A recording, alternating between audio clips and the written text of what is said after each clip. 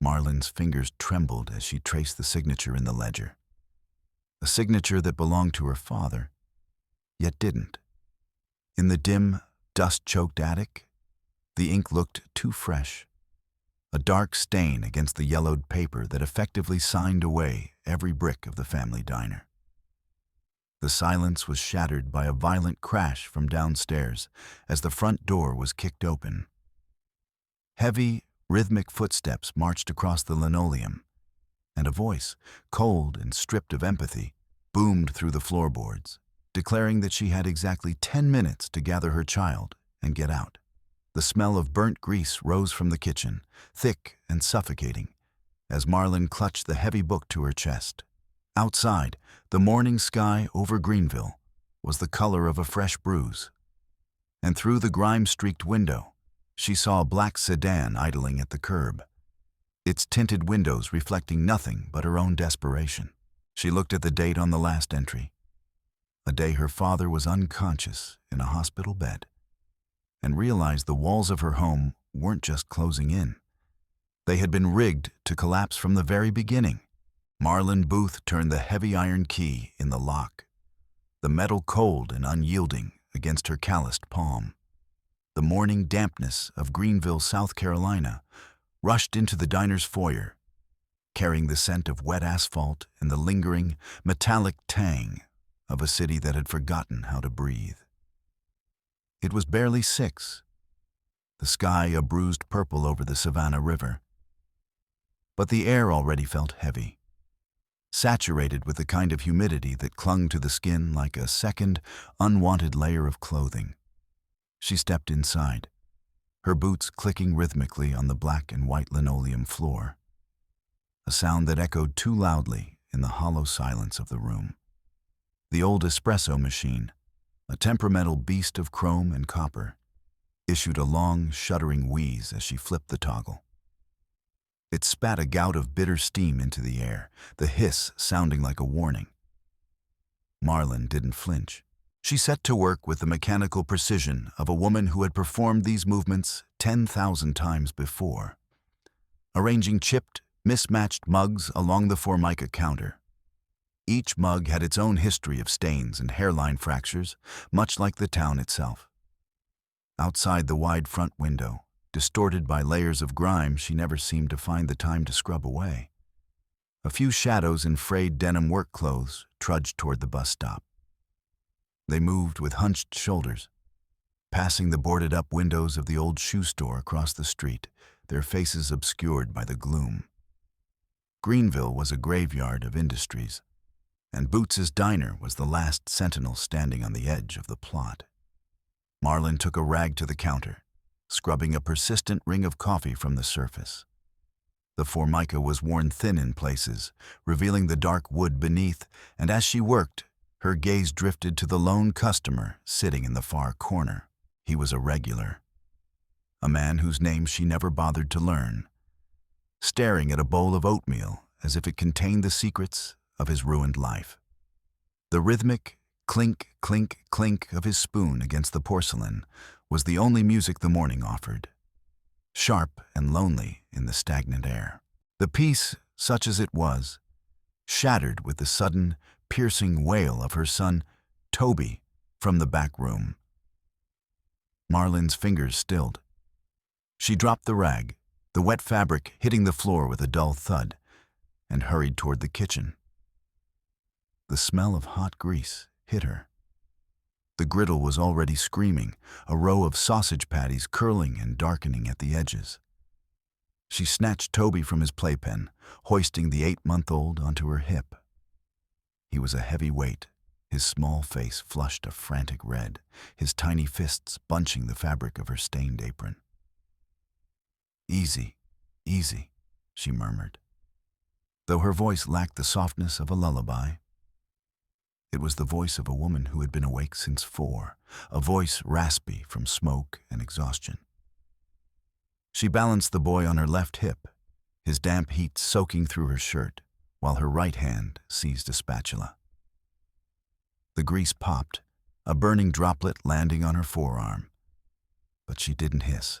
Instead, she flipped the patties, the scent of charred meat mingling with the cloying sweetness of baby powder, and the sharp, chemical odor of the floor cleaner. Toby's cries didn't subside. They intensified, his lungs working with a vigor she wished she possessed. The customer at the counter began to tap his fingers on the menu, a restless, impatient staccato. Sweat beaded on Marlin's forehead, stinging her eyes. She felt the world narrowing down to this. The weight of the child, the heat of the stove, the mounting pressure of 100 tiny, unpayable debts. She swayed instinctively, a tired, rhythmic motion of her torso intended to soothe the boy. But her heart wasn't in the dance. It was in the cash register, and she knew exactly how little was waiting there. When she finally managed to settle Toby back into the pen with a bottle, she moved to the register to settle the lone customer's bill. The drawer slid open with a metallic ping that felt like a needle to the brain. She stared down at the contents. A few limp, grease-stained singles. A handful of nickels and dimes, their surfaces dulled by the sweat of 1,000 desperate hands. She counted the money 3 times, her fingertips coming away gray with the dust of old paper. It wasn't enough. It was never enough. Beside the register lay the morning's mail, topped by a notice from the electric company. The red stamp, delinquent, seemed to pulse with a malevolent light. The figure at the bottom of the page was a mockery, a number so far beyond the reach of her drawer that it might as well have been written in a foreign language. Marlin's jaw tightened, the muscles in her neck cording. She closed the drawer with a slow, deliberate pressure, trying to ignore the low, predatory hum of the walk-in refrigerator. It was a sound of consumption, of a machine eating money she didn't have to keep food cold for customers who weren't coming. The walls of the diner felt like they were leaning in, the yellowed wallpaper peeling at the corners like dead skin. She needed a way out, or at least a way through. The thought of her father, Thomas, flickered in her mind. A ghost of a man who had died trying to hold on to this very patch of dirt. He'd left behind a trail of silence and a cherdak full of things no one wanted. Leaving the diner floor to her part-time cook who had just shuffled in through the back, Marlin climbed the narrow, twisting stairs to the attic. The air here was different. Still, ancient and thick with the smell of mothballs and cedar. Dust motes danced in the thin shafts of light that pierced the gaps in the roof tiles, creating a cathedral of neglect. She picked her way through the wreckage of her family's history, a cracked mirror that reflected a distorted, weary version of herself. Boxes of newspapers from the year the textile mill closed. A rusted set of wrenches that had once belonged to a grandfather she barely remembered. She was looking for anything of value. A silver spoon, an old watch, a piece of brass she could pawn to keep the lights on for another week. Her hands brushed against the cold, lacquered surface of her father's old secretary desk. It was buried under a heap of wool sweaters, their fibers riddled with moth holes. As she shoved the clothes aside, her fingers caught on the sharp corner of something heavy, something hidden deep within the shadows of the desk's lower compartment. She pulled it out, a massive book bound in dark, weathered leather. The cover was slick, almost oily to the touch, and embossed with her father's initials in gold that had long since faded to a dull, tarnished brown. Marlin sat on the floor, the wood groaning beneath her, and blew a thick layer of dust off the spine. The resulting cloud made her cough, a dry hacking sound that echoed in the rafters. The book felt unnaturally heavy, a leaden weight in her lap that seemed to carry the cold temperature of the attic within its pages. She cracked it open. It wasn't a diary or a photo album. It was a ledger. At first, the entries seemed mundane. Rows of neat, disciplined figures documenting the daily intake of the diner from 20 years ago. But as she flipped toward the middle, the character of the handwriting changed. It became hurried, a frantic scrawl that bled across the margins. Between the standard ledger pages, her father had glued thin sheets of onion skin paper, covered in a dense, legalistic script. Marlin's breath hitched. She began to read, her eyes darting across words that felt like stones in her mouth. Collateral, lien, default. She saw the address of the diner. She saw the address of the small, drafty house where she now raised Toby. Both were listed as security for a loan of staggering proportions, a sum that made no sense for a man running a corner eatery. The dates matched the final, desperate months of the Greenville textile mill. Her father, a man she had always believed to be a victim of the town's collapse, had signed his name to a document that handed everything they owned to the bank. "No," she whispered, the word lost in the vast, dusty silence. She traced her father's signature.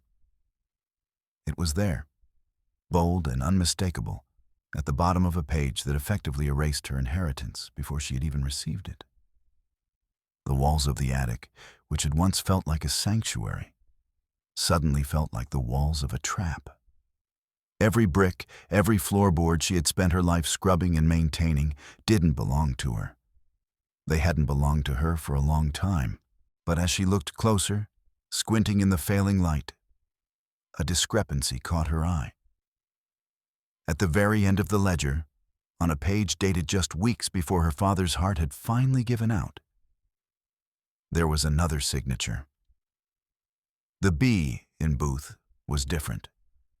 Her father had always written his B's with a hard, vertical spine, a habit of a man who stood straight even when the world tried to bend him.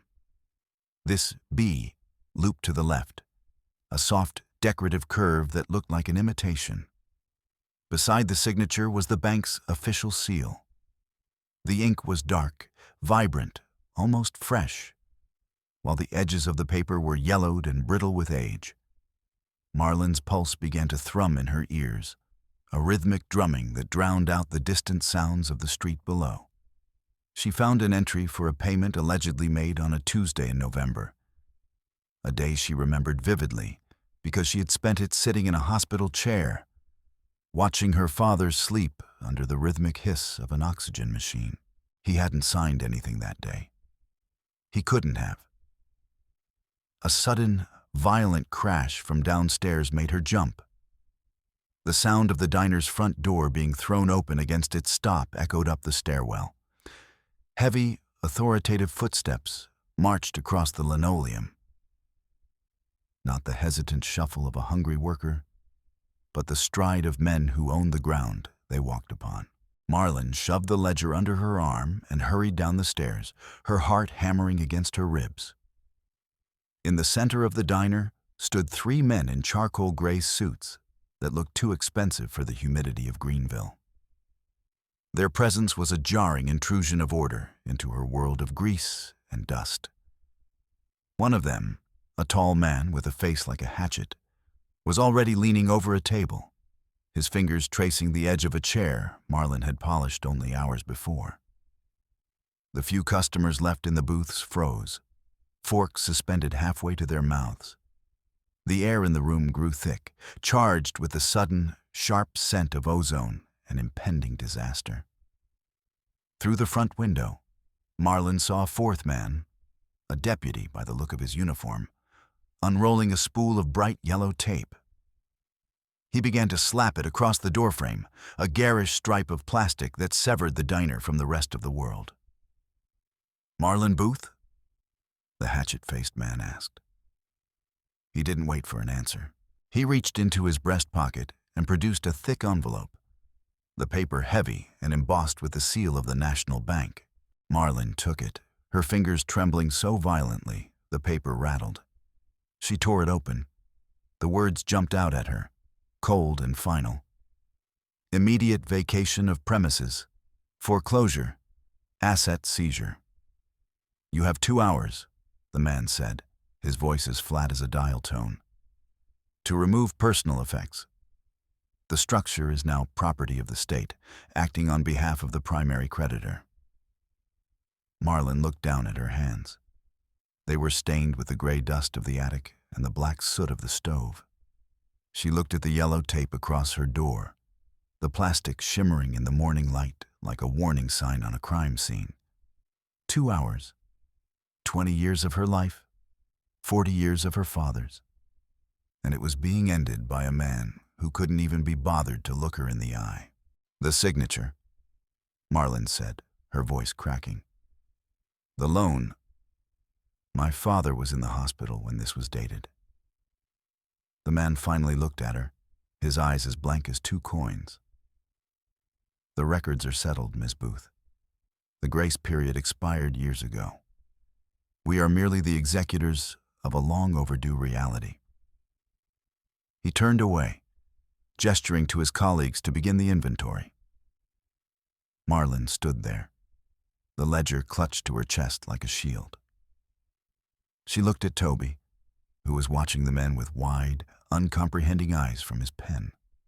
The smell of burnt coffee filled the room, bitter and suffocating. She didn't cry.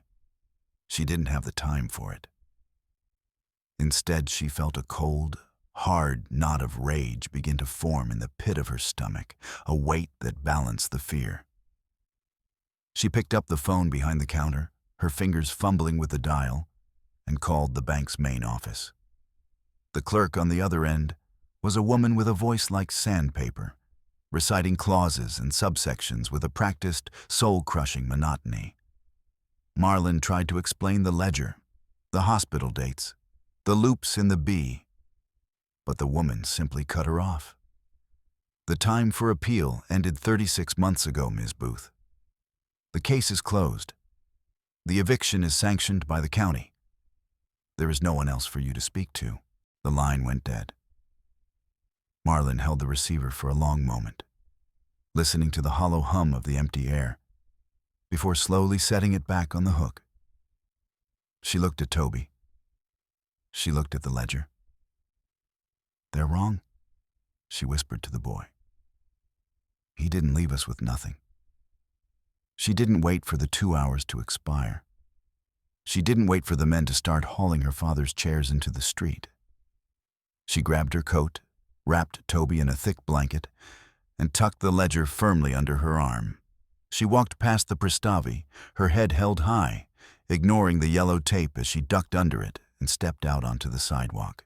The humidity was rising, the heat beginning to shimmer off the cobblestones. She knew where she had to go. There was one man in this town who had the power to stop this. A man who shared her blood and her name, even if he had spent the last decade trying to forget it. The walk to the municipal district took 20 minutes, a trek through the decaying heart of Greenville where the shadows of the old mills loomed like monoliths. She reached the brick-fronted building that housed the local government offices and bypassed the reception desk, her stride purposeful. She knew the way to the corner office. The air inside was cold, chilled by a central air system that hummed with the sound of money. It smelled of expensive tobacco and the lemon-scented wax used on high-end furniture. Silas Booth sat behind a desk of polished mahogany. A man who looked like a more successful, better-rested version of Marlin's father. He was wreathed in the blue smoke of a cigar, his gold watch glinting as he adjusted a cufflink. Marlin didn't knock.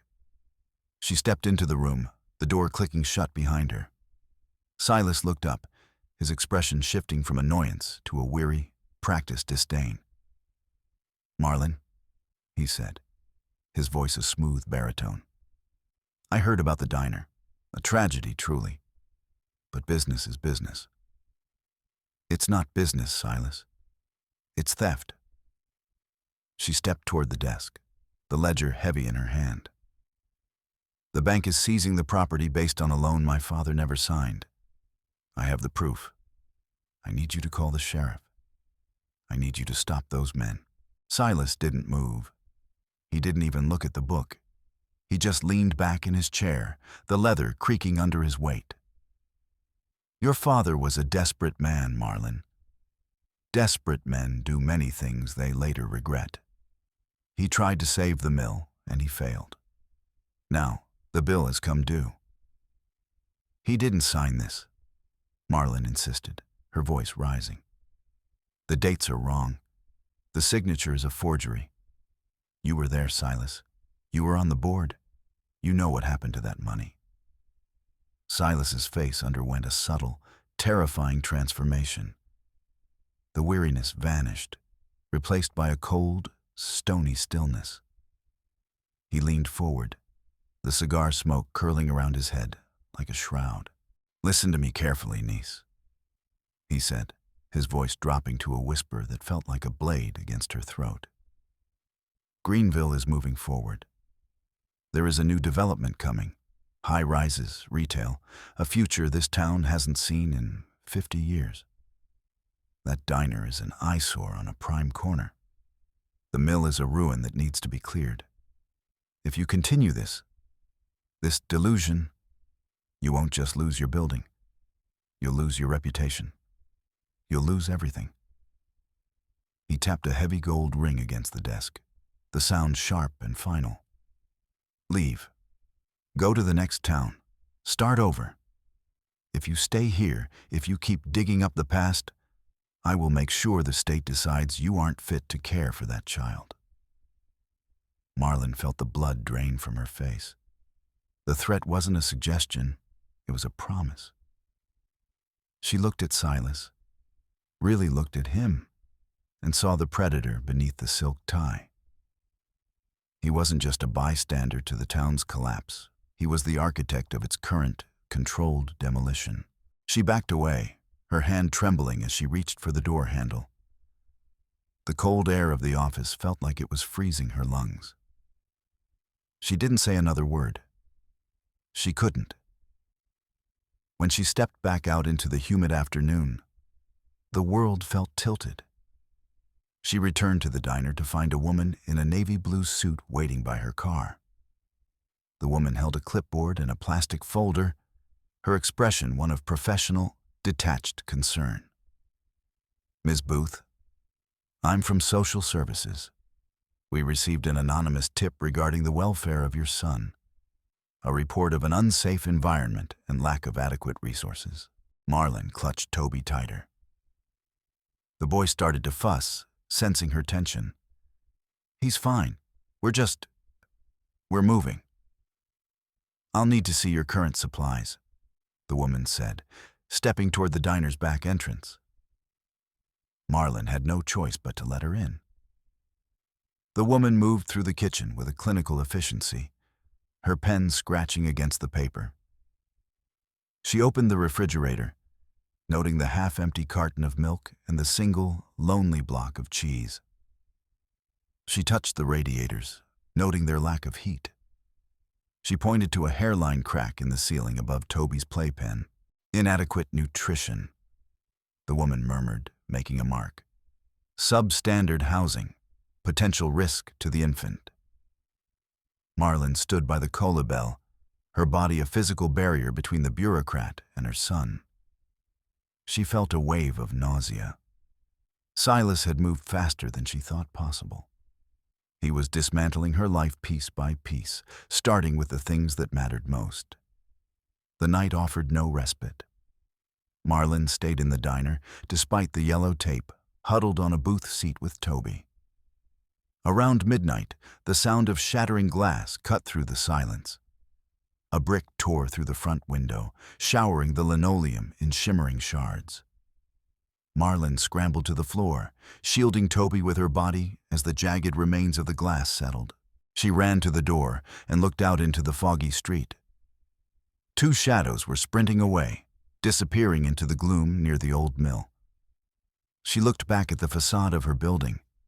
In bright, wet red paint, the word "traitor" had been scrawled across the brickwork. The smell of cheap enamel was sickeningly sweet in the cool night air. She touched the paint, her fingers coming away stained a vivid crimson. It wasn't just Silas. He had turned the town against her. He had spent years telling the former mill workers that her father had stolen their pensions, that the Booth family was living high on the misery of the working class. By morning, the news had spread. When Marlin walked to the town square, hoping to find one of her father's old friends, she was met with a wall of silence. She approached a man she had known since childhood, a former mill foreman named Harris. "Harris, please," she said. "I found his ledger. He didn't take that money. Silas did." Harris didn't even look at her. He spat on the ground, the moisture hitting the toe of her boot. "Your old man lived in that big house while we were eating canned beans, Marlin. Now you're trying to play the victim? Get out of here before someone does more than break a window." A murmur of agreement rose from the crowd of men gathered near the fountain. Someone threw a clod of dried mud. It struck Marlin in the shoulder, spraying brown dust across her dress. She realized then the depth of the trap. Silas hadn't just stolen the money. He had stolen the truth. He had fashioned a narrative of Booth greed that fit the town's anger perfectly. Desperate, she headed to the city archives, a basement room that smelled of damp stone and old glue. She needed the original mill documents, the ones with the genuine signatures. But the archivist, a man who had known her father for 30 years, wouldn't meet her eyes. "Silas Booth took the files, Marlin," he whispered, his voice trembling. "Ordered them moved to the new development office for safekeeping. There's nothing left here but empty shelves." Marlin looked at the void where her history should have been. The dust on the shelves looked like ash. When she returned to the diner, a courier was waiting. He handed her a final notice. The eviction had been moved up. She had 24 hours. The building was slated for emergency condemnation. She sat on the floor among the half-packed boxes of her life, the ledger open in her lap. The headlights of a car swept across the darkened room, and she saw a black limousine idling at the curb. The window rolled down just an inch. She saw the silhouette of Silas, his hand raised in a mock toast with a crystal glass of amber liquid. The car pulled away, leaving her in the dark. She looked at Toby, sleeping fitfully in his blanket. She looked at the ledger. She realized she couldn't win by playing their game. She couldn't out-lawyer Silas or out-bribe the bank. She needed a witness. And she knew there was only one man left alive who had been in the room when the mill's books were cooked. The rain began as she drove toward the outskirts of town, a relentless, gray downpour that turned the roads into slick ribbons of black ice.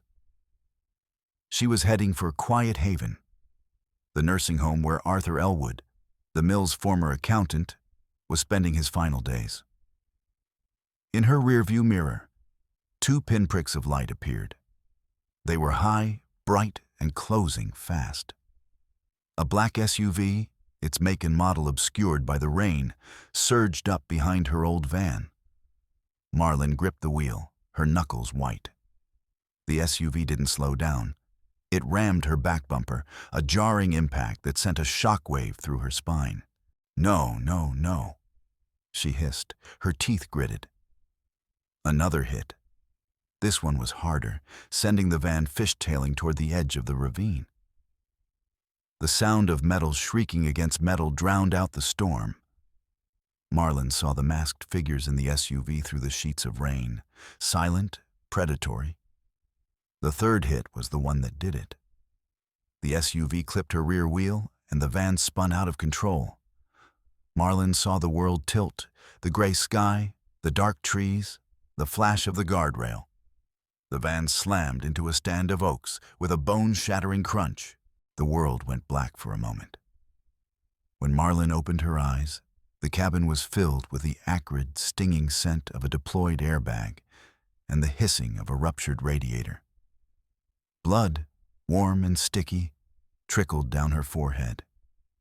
She heard car doors slamming on the road above. "The book," she gasped. She grabbed the ledger from the passenger seat, shoved it under her coat, and kicked her door open. She tumbled out into the mud, the cold rain hitting her like a physical blow. She didn't run for the road. She scrambled down into the ravine, through the thick, thorny brush of blackberry bushes that tore at her skin and clothes. She hid in the shadows of the culvert, her breath coming in ragged, shallow gasps. Above her, she heard the heavy crunch of boots on gravel. "She's gone," a voice called out, muffled by the rain. "Leave it. The car's a wreck. She won't make it to the hearing." The SUV roared away.